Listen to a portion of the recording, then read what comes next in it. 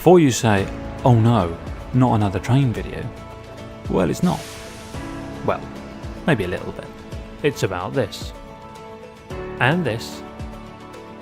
But mostly about this. Well, this is actually a miniature, but pretty good, eh?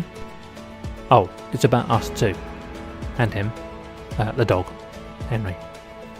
You may remember that in 2015, I made a video about Corfe Castle, but I was never really happy with it.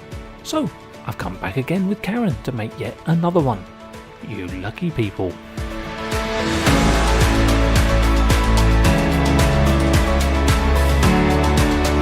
Exciting stuff.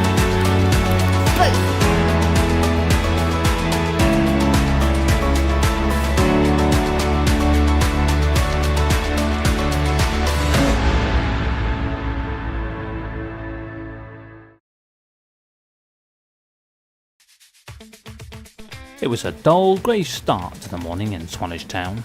I bought our tickets for a return from Corfe.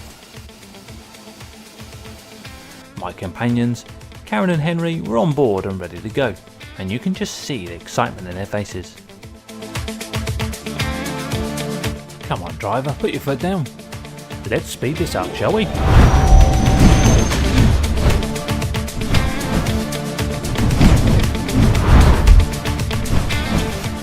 A short stop or two along the way and we reached Corfe, and the weather seemed to improve the closer we got.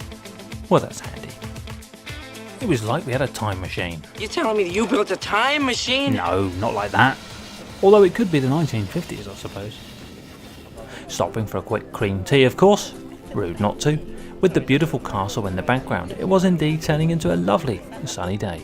We showed our tickets to the commandant at the gate of the castle and were duly granted entry. A long walk up the path towards my chosen subject.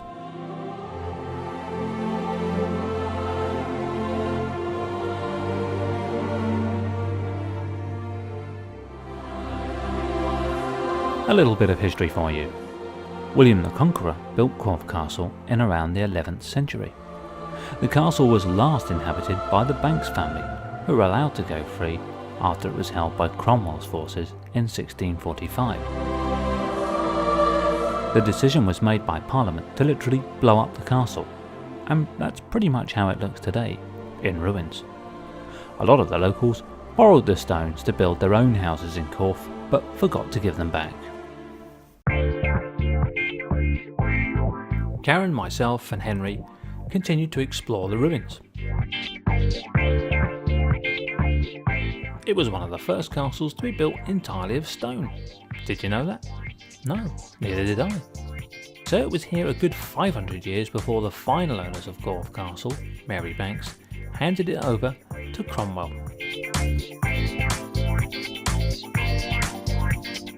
Corfe Castle's attraction is that it's a great looking castle. Take Arundel Castle, for example.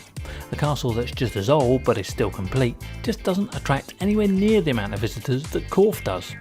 And the reason, I think, is nostalgia and romance.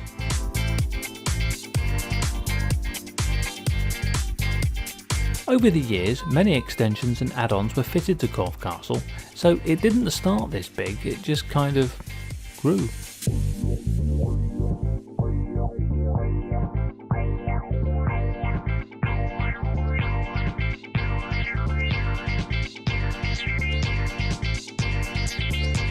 When Cromwell supposedly took over the country and got rid of royalty, and good riddance to him, he agreed with Parliament that the castle was to be destroyed, and so it was.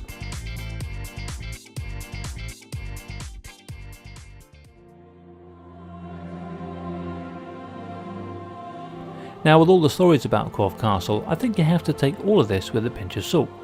History is always written by the winners. We weren't there, so we don't know. You'll probably find out what really happened is that the Banks family added on a conservatory without informing Dorset Council, without getting planning permission, and of course sent in the bulldozers. It's a common theme.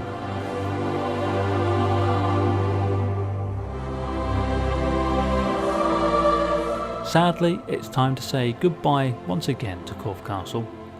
Have I learned anything since I was last here? I'll let you be the judge of that. One thing I can say though is it's a beautiful place, and us three loved it.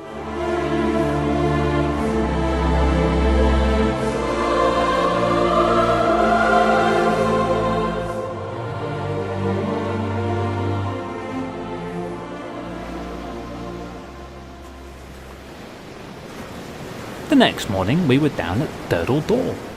Time to see that big hole in a rock. Exciting times lay ahead of us.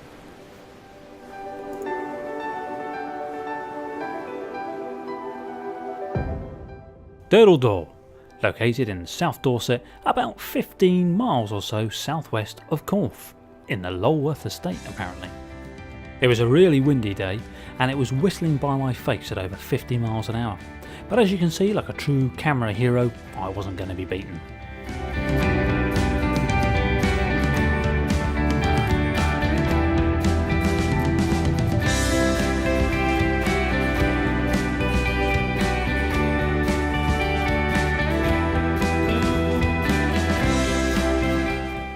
We decided to risk our lives by heading down the cliff face to the beach.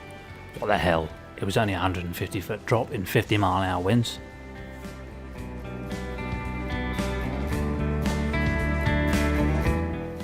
Apparently the coastline is of international geological importance and was designated England's first natural world heritage site by UNESCO.